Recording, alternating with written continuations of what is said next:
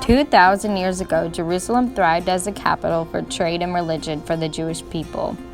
Telling the stories of the Romans taking over the Jews was a man named Titus Flavius Josephus, originally called Joseph ben Matthiyahu.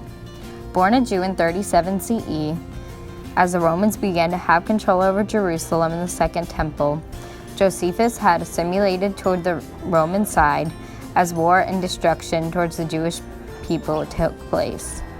Josephus was a historian and wrote about events happening in his time. Josephus wrote about the after effects of Jesus and some of the teachings from a historical standpoint.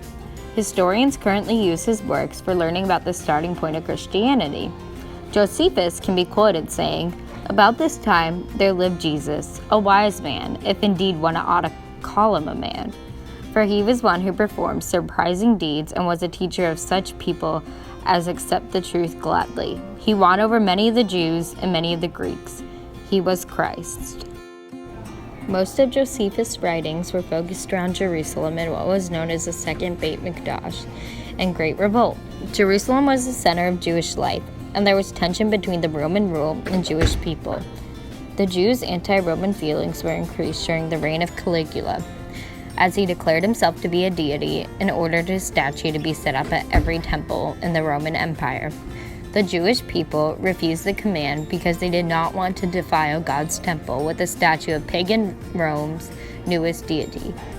This led to Roman troops coming in and destroying Jerusalem in year 70, killing over 100,000 Jewish people and sending them into exile. Josephus was safe because he made a deal to write down histories, and that made him a historian. And he wrote down the details of the revolt, becoming a common source of what happened to the Jews during the Second Temple. The Western Wall and Dome of the Rock are what remain of the Second Temple today and serve as a symbol and the most holy site to Judaism. Josephus was most known for his work on the event of Masada. After the destruction in year 70, a group of Jewish people led by a man named Eleazar had gone to what once was King Herod's palace by the Dead Sea. Josephus was the only one who recorded these events. His writings say that they had enough food and water for over 10 years and were able to prevent the Romans from going up for 3 years.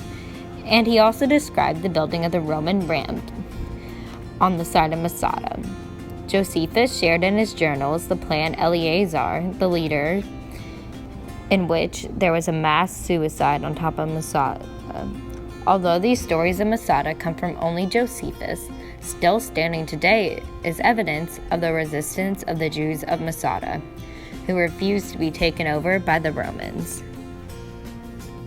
Josephus died in year 100, living to the age of 73. Josephus has helped and led historians and rabbis into the Jewish world in the 1st century, and his work is significant for Jewish history.